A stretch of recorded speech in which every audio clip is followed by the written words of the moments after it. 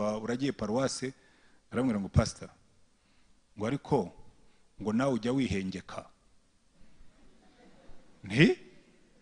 nawe ujya wihengeka. Ndagira ngo dufatanye ijambo ry'Imana sindi butinde. Yambwiye ngo amasaha 2 ndavuga ni yamahinga.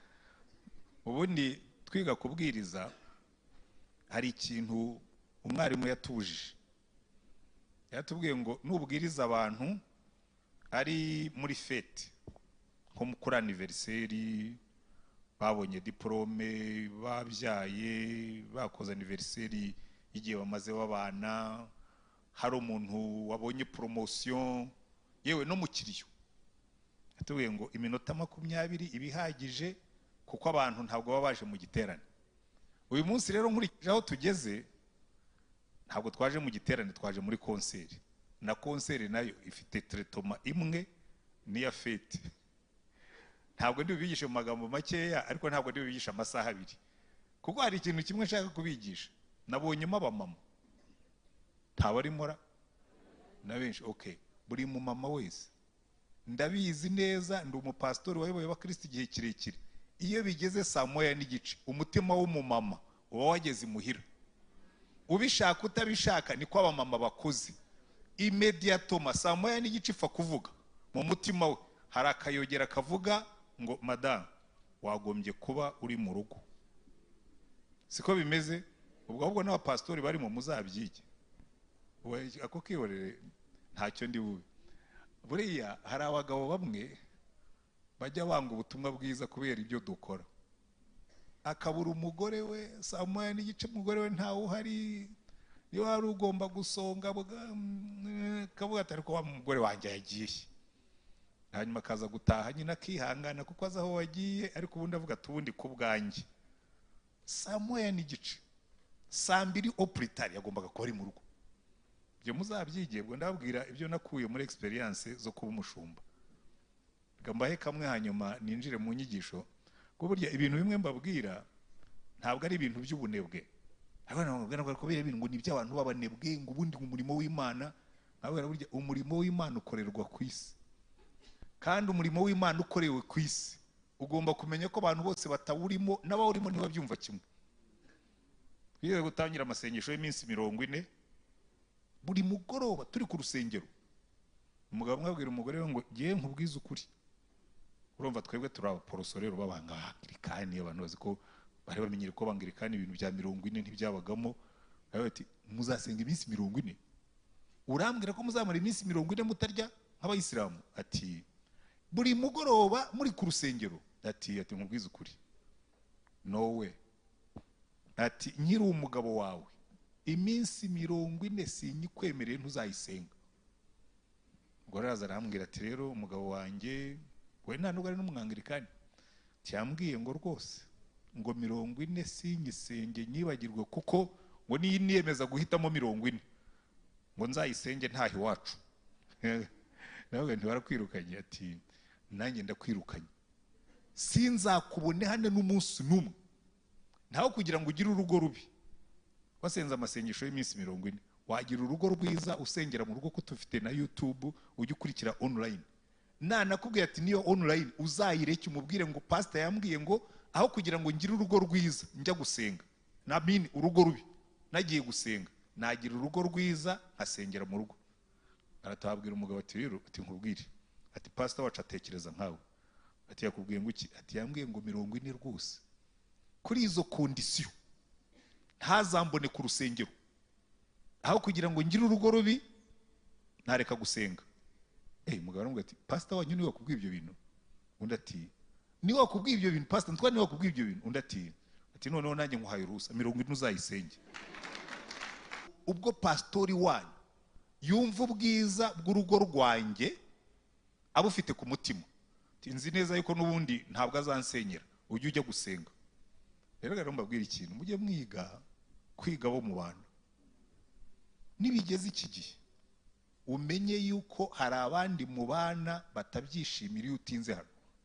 N'abana namwe ni kimwe. Basigaye batubwira ngo abana b'abarokore ngo babaye ibirara ngo batinde mu nawe noya. Genda shaka abarokore basobanutse bafite umurongo, badafite izina ribi haba ku ishuri haba mu rugo. haba no mu kazi, aho hantu hatatu. Ku ishuri abarokore baratsindwa ngo bagiye gusenga, mu rugo ugasanga abandi barabinubira kubera gutaha amajoro ya saa 4 saa 5 saa 6 mu rugo rutari urwawe. Mujye mubyitondera ibyo mbabwira, jewe nshaka uburokore bufite ubuhamya. Iki mugifate, abashumba muri hano mubifate, abayobozi b'amakorari mubifate, turashaka uburokore, umurimo w'Imana ufite ubuhamya.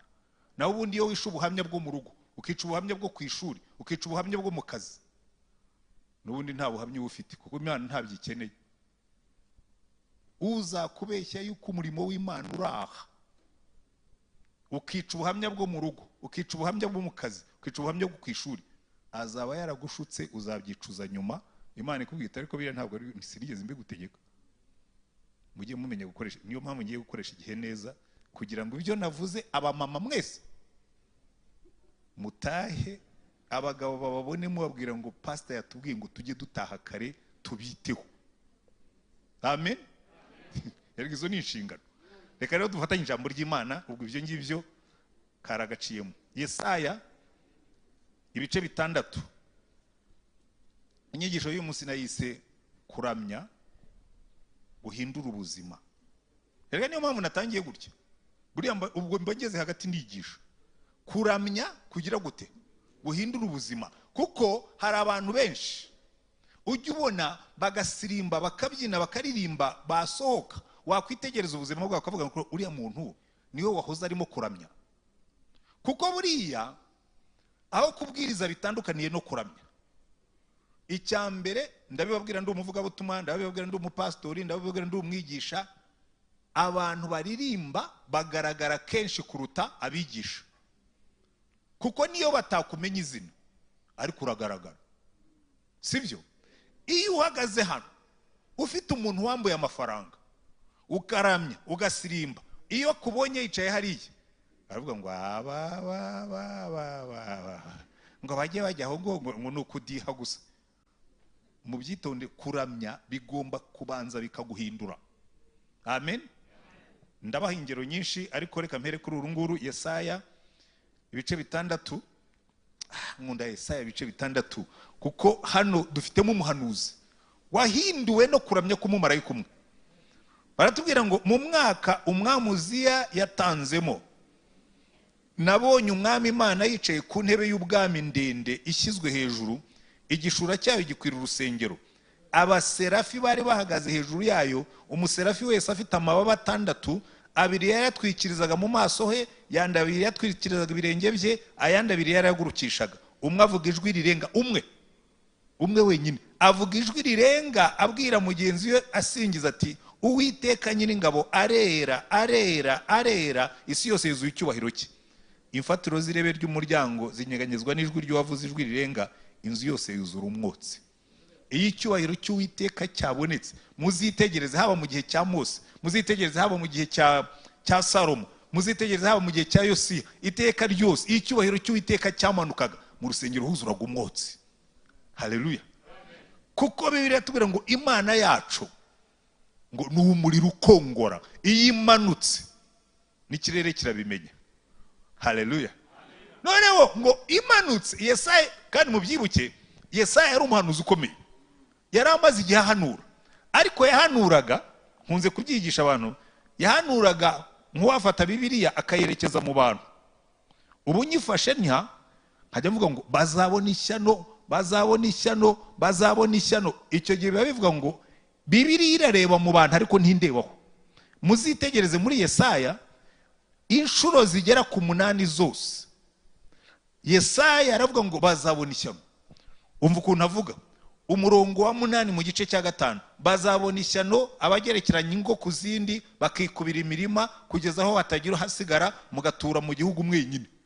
Abantu bari selfish, bikubiraho ibintu byose. Bazabona ishyano, umurongo wa 11, bazabona ishyano abazindurwa no kuvumba ibisindisha, bakaba ari cyo biririrwa, bakabirara inkera kugeza aho bibahindura nk'abasazi. Bazabona ishyano, umurongo wa 18, bazabona ishyano abakururisha gukiranirwa ingeso zabo mbi nk'ukuruza umugozi, bakurura icyaha nk'ukurura umurunga w'igare. Bazabona ishyano.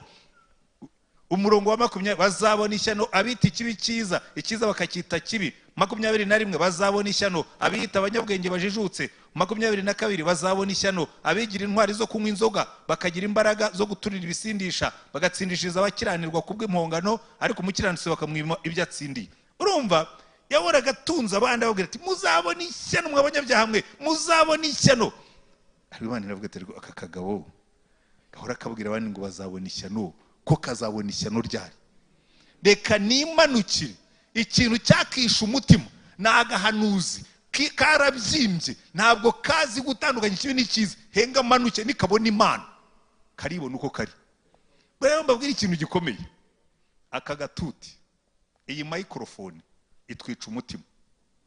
Ukabona umushumba, ukabona umuvugabutumwa, ukabona umuririmbyi, ukabona umuyumbe, ukabona umuntu wese ujya uhagarara hano bifite ikintu bimwicamo, akavuga ati ubwo abantu banyemera iyo nsirimbye buriya byaratunganye.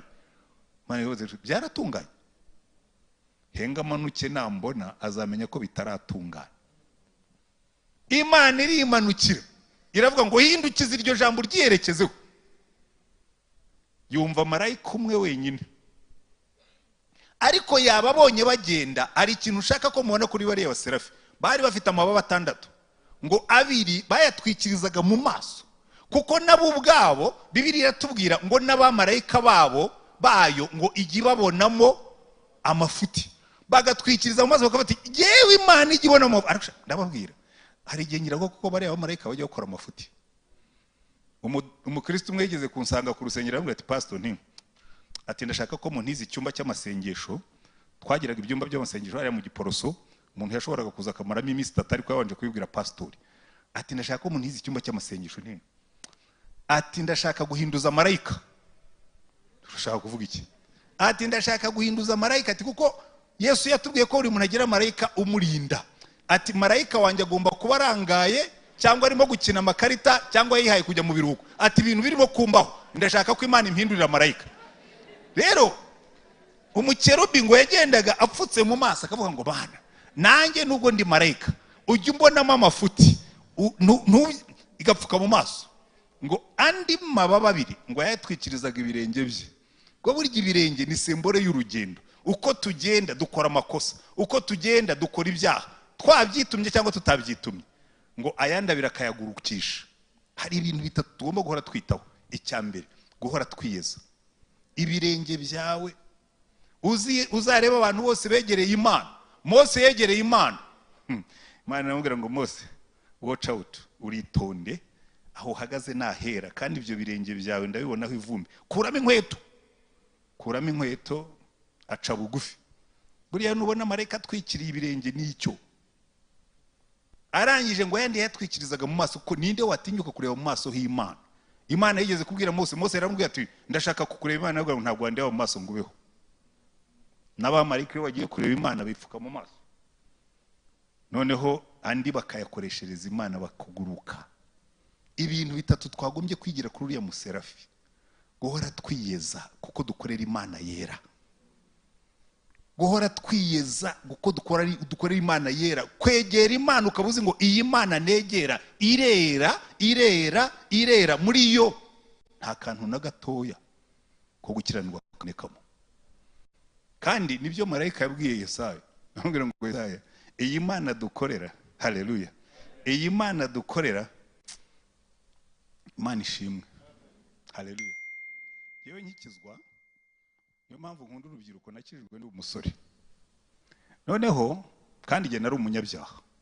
Hari abantu mwagize Imana cyangwa mwagize ibyago, sinzi niba nabyita Imana mwagize, muvuka iwanyu basenga, barabasengesha muri abana, ntimuzi uko banywa inzoga, ntimuzi uko umuntu acyura indaya, ntimuzi uko umuntu tatabi nigeze ariko nawe nibeshyeye. Nta nubwo nigeze nsinda, nubwo nakundaga inzoga, ariko ibyaha narabikoraga. Hanyuma ndakizwa. Maze gukizwa, ikintu Imana yangiriyeho neza, yampishuriye gukiranuka kwayo. Irambwira ngo rero nkubwire, niba ugiye kunkorera, cyambere ujye umenya ko giye ndi Imana ireba. Aho ugenda hose ujye umenya ko amaso yanjye kuriho. Ubu rero giye guhera uwo munsi kugeza n'uno munsi mushaje, maze imyaka 43 nkizwa, 43 nkizwa. Bamwe muri mwebwe wa mama banyu bari navuka. Ufite mama we ufite munsi y'imyaka 43 ubwo nakirijwe mama we ataravuka. Ko ndabazi harimo abantu bamwe barongorwa ari batoya bakabyara abana bagahita bakura. Rero noneho maze gukizwa Imana yambwira ngo kandi ujye ugendera imbere yanjye. Ntangira kujya ngenda nigengesereye. Najya ahantu natangira gutekereza ibintu nkibuka ko Imana irimo gusoma ibitekerezo byanjye. Natangira kureba hirya no hino nkibuka ko Imana indeba. Binyigisha kugenda nkiranuka kuko ngendana n'Imana yera. Amen. Ni ikintu gikomeye cyane. Yesaya yaramaze imyaka abwira abantu ngo muzabona ishyano, muzabona ishyano, muzabona ishyano. Imana aravuga ati ariko uriya mugabo ubwira abantu ko bazabona ishyano, we yarigera yitekerezaho ngo yisubiremo yitekerezeho amenye ko nawe ubwe ntamubona nk'ukiranuka. Noneho marayika bivuze cyo ngo Imana Yesaya ikubita hasi. Agiye kuvuga azabona ishyano ya 8 arayihindukiza yivugaho aravuga ngo nanjye mbonye ishyano kuko ndi umunyaminwa yanduye kandi ntuye hagati y'abanyaminwa yanduye kandi mbonye umwami Imana. Sanga nawe ari abanyaminwa yanduye birirwa banegurana. Aravuga ati mbonye ishyano, ngo yikubita hasi ati mbonye ishyano, we unzongera guhanura nte? Iyi minwa yanjye yanduye izongera guhagarara imbere y'abantu mpanure mbabwire ko bazabona ishyano kandi nanjye mbonye ishyano. Imana iravuga ati buriya marayika wakoze uramubwirije. Icyo kintu ushaka kubabwira cyo kuramya Imana guhindura ubuzima. Urabona marayika umwe yavuze kwera kw'Imana n'umuhanuzi aratsindwa. Marambwira abaririmbyi, mbwira abasirimbyi n'abandi mwese, Giye kubyina ntacyo bijya bintwara. Aba pastori nyine bakubwira ati ibintu byo kubyina no guhamiriza no kugira gute nta butumwa burimo ntacyo. Yambwira ibintu byose bikorerwa Imana ujye ubyihorera. Ikintu cyose kizakorwa mu izina ry'Imana ujye ukihorera kuko ntacyo kigutwara. Icyo ni kimwe. Ibi Imana ibinezerewe ibyo ntubizi. Dawidi abyinira Imana ntiwari uhari ariko Imana yarabinezerewe. Ndabeshyara. Rero ariko ubyitondemo utangira gusirimba Imana ikakureba.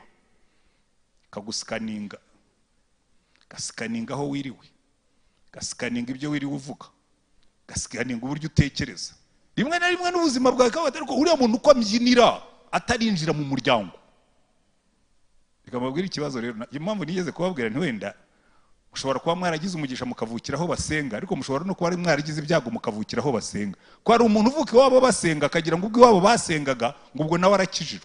Kuba iwanyu bari bakijijwe nta gakiza ka procreation kabaho, nta gakiza k'umurage kabaho. Imana igira abana ntigira abuzukuru. Buri muntu wese agomba kwihurira na Yesu kuko Bibiliya yatubwira ngo abamwizeye bose nibo yahaye ubushobozi bwo kwitwa abana b'Imana. Ntabwo ari ababyawe n'abapastori, ntabwo ari ababyawe n'abarokore, n'abamwizeye gusa. Nawe ushobora kuba wicayemo hano utari wakira Yesu ku giti cyawe. Waramwumvise bamuvuga Yesu, waramubonye bamubyinira Yesu, waramubonye bamuririmba Yesu, nawe ujya muramuririmba ariko ntimwihuriye ngo mumenye ahindura ubuzima bwawe. Uvuge ngo ariko reka nkuye ikibazo mu buzima bwawe ushubije inyuma. Ni ryari wahuye na Yesu ku giti cyawe?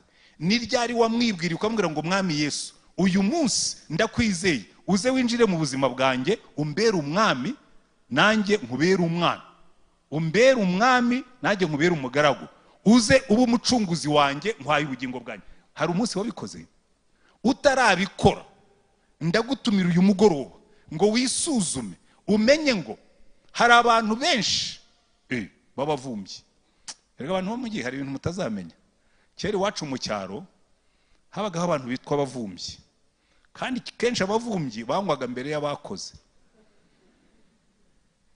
Kubera ko umuvumbyi yarazaga aterega turumva ati yewe uyu munsi rero sindi buboneke mu bari bukora imirimo kuko akenshi twengaga inzoga turi buhingisha imirima wenda cyangwa turi busakaza inzu cyangwa n'indi mirimo bari bukore.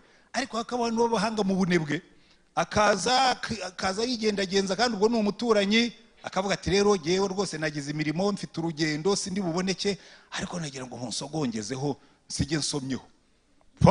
Mu cyaro rero burya bagira generosity, bagafata umuheha bakamuha ikibindi kinini ko n'ubundi ntacyo yari kugitwara, bakamukubitiramo umuheka kandi umuvumbyi agotomera nk'uwahanzweho, akagotomera yarangiza akagenda, kaza kumubona agarutse nijoro imirimo yarangiye, nanone aje kuvumba izasigaye.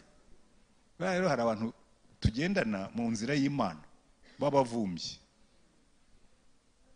nta kazi yakoze mu murimo w'Imana, ntacyo akora, ariko aryoherwa n'ibintu by'abantu b'Imana, akaba umuvumbyi. Ntarakira Yesu nk'umucunguzi n'umwami, uwo ni umuvumbyi. Kuko niba utanditse mu gitabo cy'ubugingo ku munsi w'amateka, ku munsi wo guhembwa, muze gusoma mu Byahishuwe igice cya 20, baravuga ngo nuko ibitabo birabumburwa, ngo igitabo kimwe cy'ubugingo kirabumburwa. Abo basanze batanditse muri icyo gitabo bose Imana irababwira, mwumva rero mbabwire, nubwo mwazanye n'abandi hano ntimurimo. Cekinga mwene da, genzura neza utaba urimo gufatanya natwe utanditse mu gitabo cy'ubugingo. Ku munsi w'amateka bahamagara amazina y'abera, iryawe rikazaburamo. Genzura. Ariko ngo n'ibindi bitabo birabumburwa, ngo buri muntu wese ahembwa bakurikije ibyo yakoze. Hari igihe rero umuntu yuzuza igitabo cya kabiri cy'imirimo atarujuje icya mbere cy'indangamana ngo ajyemo. Ugakora pe, ugasenga pe, ukaririmba pe, ariko ikizabikubwira nta nubwo bene uwo ngo atinda kumenyekana, ngo muzamenyera ku mbuto bera. Hari abantu basirimba, hari abantu basenga ariko ari abasambanyi, hari abandi basenga ariko ari abarwanyi. Ibyo bintu mbabwirega byose narabibonye. Nabonye abapastori bakubita abagore, kanje nivugira abapastori ko genda umupastori, ariko nigeze no kuba umukristo. Ibyo byose narabibonye mu buzima bwanjye. Abapastori bakubita abagore, yewe n'abasambana nahuye nabo, n'abagambana nahuye nabo, n'abanebwe nahuye nabo. Kabaze uyu muntu ashobora kuba yarakiriye Yesu, ariko mu gitabo cy'ubugingo harimo. Kuko ikintu cya mbere kizakubwira ko mu gitabo cy'ubugingo urimo, nuko icyitwa icyaha cyose kigutera ubwoba.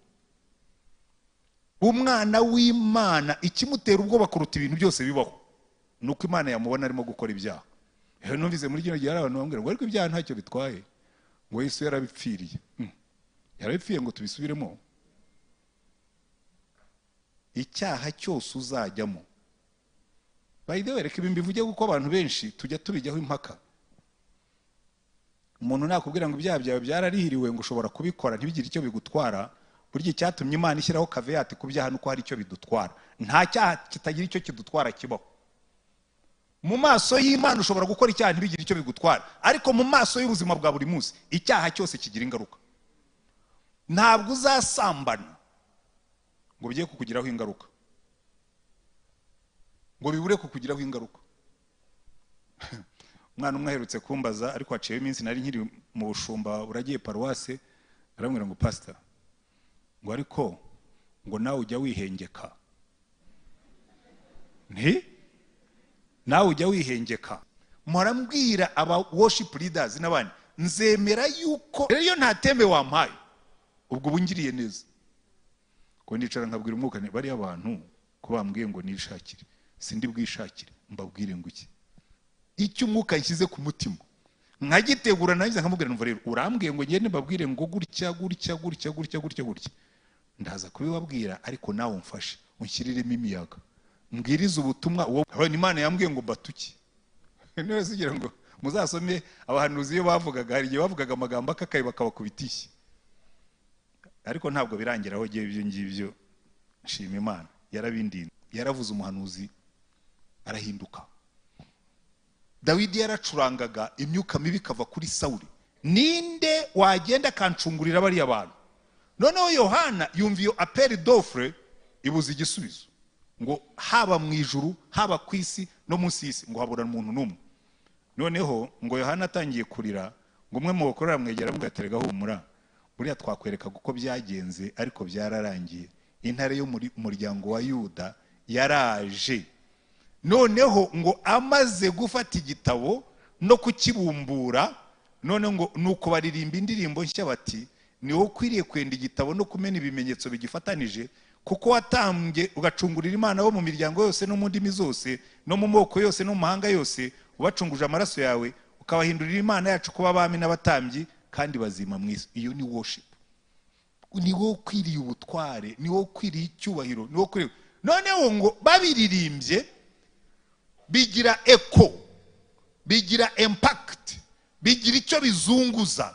24 baramije Imana, baravuga tumva Mana, uyu nguyu watambwe niwe ukwiriye ishimwe, kuko niwe waturokoye, niwe wadupfiriye, niwe waducunguye. Njya numva abantu bavuga ngo nitugera mu ijuru ngo abantu bamwe bazabaha ibikamba binini. Yewe nisabiye gatoya hakiri kare. Uzi impamvu? Igikamba kinini kizaba kikuvunira ubusa, kuko ntacyo kizaba kivuze. Bazakubwira ngo bikure muri kubite hasi, umwana w'intama watambwe niwe ukwiriye ishimwe, niwe ukwiriye icyubahiro, niwe ukwiriye gushyirwa hejuru, kuko mwese ntacyo mwari kwimarira atarabikoze. Kandi ngo iyo babakuru, kuko nibo bacunguwe, bahaye iyicaye kuri ya ntebe na wa mwana w'intama icyo cyubahiro, hanyuma zivuye aribwo ati kunabonye nta muntu watureba, ariko ati abantu bahinduka vuba, atwakwereka uko ejo byari bimeze. Ni bya bindi by'ejo uvuga, terega buriya ntabwo ari we basasiye imyenda, ntabwo ari we bazungurije amashami, ni wa wundi wari uhetse. Haleluya. Reka mbabwize ukuri, ngiye maze imyaka 43 mpagarara imbere y'abantu, kandi abantu bakagura ati pastor uvuga ubutumwa tukagukunda, ugira gute? Nkabwira nti sije mukunda, ubu mfashije Yesu hasi nta nubwo mwazongera kumbona. Ndabeshya se? Nta n'uwazongera kuntumira. Buriya rero impamvu mubona abantu benshi basaza, nimubona abajene baba basirimba, nibajya kugeza ku myaka nk'iyanjye bagisirimba, muzampamagaraho nzaba ndi mu ijuru nzabitaba. Niki gituma umuntu asaza mu muhamagaro? Niki gituma umuntu akura abivamo? None se ni warasirimbaga uri umusore, ni wararamyaga Imana uri umusore, ni warahimbazaga Imana uri umusore, imyaka niyo yakubujije?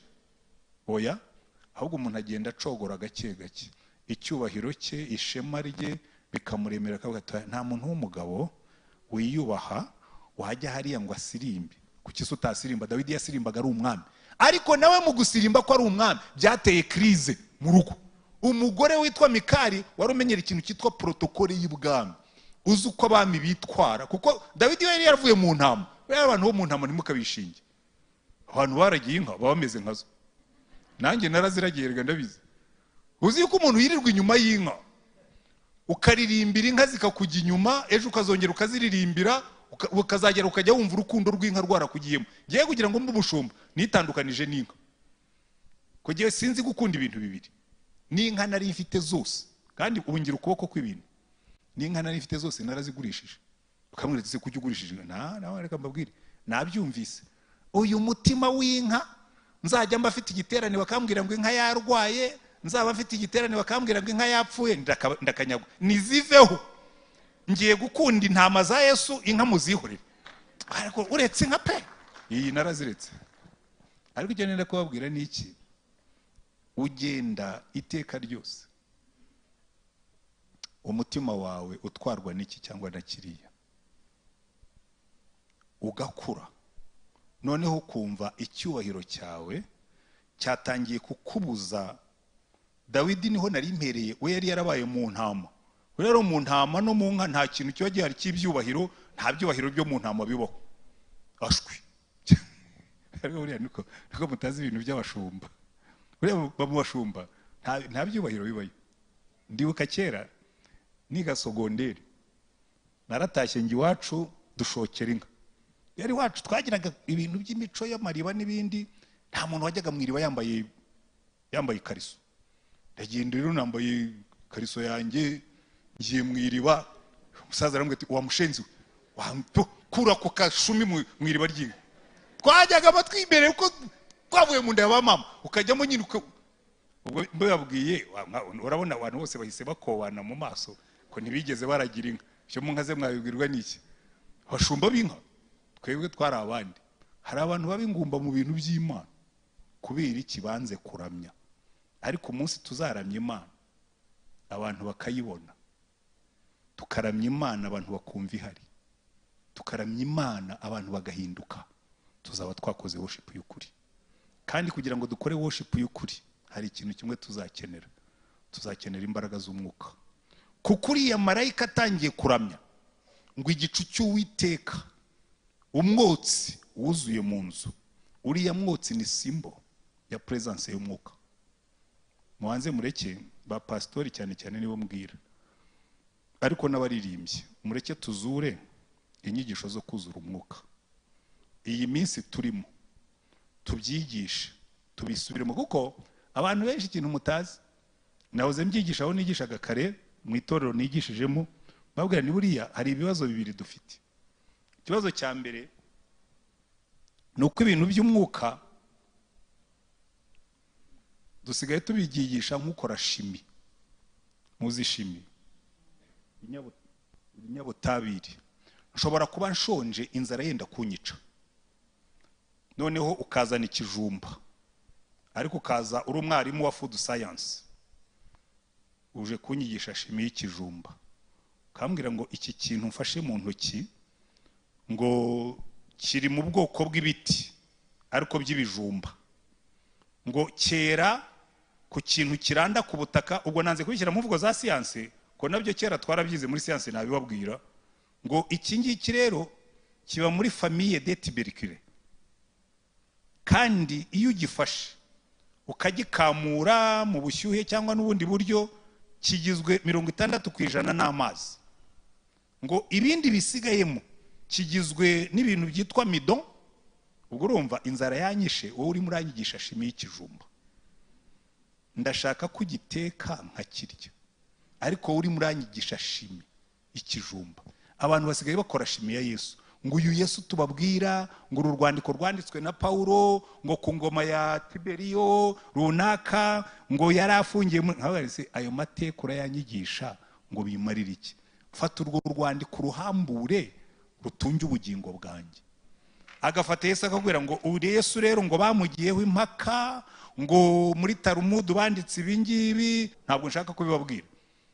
Nkicara nkibaza, uyu muntu arimo arasesengura Yesu. Yesu yaravuze ngo mujye mwumvuga neza abantu banyakire, ngo mubwirize ubutumwa abantu bihane mu izina ryanjye. Nibyo kumukorera shimi. Abantu barashonje, ntabwo bakeneye chemistry y'umwuka. Umuntu agatangira ati umwuka wera mu Kigiriki, ati habagamo za pneumata. Ugiye gusatura amagambo y'Ikigiriki n'abantu urimo kubwira ntibakize, urabisatagura ngo bigende bite? Icyo bari busigarane nuko wasomye. Byatariko pastor wacu yasoma ati uzi yuko asigaye avuga Ikigiriki, atafata umwuka akawusesengura mu Kigiriki no mu Giheburayo. Ntabwira se ubundi ibyo wasesenguye mu Giheburayo niki? Uyu muntu wicaye hano imbere akeneye kugira inzara n'inyota by'umwuka, akuzura umwuka, yarangiza agahamya Yesu. Haleluya. Murimo kubyina mu rusengero, umva umwuka wera unyemerere ufata uru rubyiruko. Jewe nsigaye nsenga Imana nkayingi nkayimira, wambabarira Mana, wambabarira, ukaba mu ruhande rwanjye. Abantu bakumva ibi bintu, uru rubyiruko rugafata umwuka. Kuko ndashoje, ubwo Yesaya yabonaga Imana, ngo yaravuze ngo mbonye ishyano, Imana iravuga ngo marayika nikiriya nashakaga. Ubwo abonye ko nawe ari umunyaminwa yanduye, aravuga ngo amaraso ya Yesu atwezaho ibyaha byose, tukaba twejejwe. Hanyuma arangije yumva ngo ijwi ry'Imana rivuga ngo ndatuma ndi. Abantu basohoka bavuga Imana, kavuga ngo nicaye hariya. Kandi ubundi burya ntabwo bisaba ibintu bikomeye. Genda gusa uvuge ko Yesu akiza, genda uvuge igitangaza wumvise muri wowe, ngo ndatuma ndi. Ngo Yesu aravuga ngo ndi hano, send me, ndi hano ntuma. Ubundi nuko twese twagombye gusohoka, uvuye kuramya hano, uvuye guhimbaza hano, Imana yagukozeho, wagombye gusohoka uvuga mwumva biriya bintu nabonye sinzabyihererana, sinzabyihererana. N'abandi bagomba kubimenya. Iyi Mana tugomba kuyiramya turi benshi, kandi ntawe tuzasiga inyuma. Amen. Turamye Imana, ubuzima bw'abantu buhinduke bihereye kuri twebwe. Turamye Imana, abanyabyaha nibatubona bahindukirira Imana. Turamye Imana, mu kuramya Imana twuzura umwuka. Nidusohoka hano, dusohoke dufite umuriro. Erega burya ikintu cyose, hari ahantu ubwo Eliya yahanganaga n'abahanuzi ba Bayali n'abashera, hari ahantu yageze aho asenga Imana nkuko ngiye gusenga, arabwira ngo Mana uyu munsi bigaragare ko ari wowe Mana, kandi ko ngewe ndi umugaragu wawe, kandi ko ndimo guhindukiza imitima y'abantu ngo ikuganeho. Imana iramwumvira, imanura umuriro, ufata ku gicaniro, ufata kuri cya gitambo. Ni mu ntumira nzaza ndebe yuko, ariko nimukora ibyo nababwiye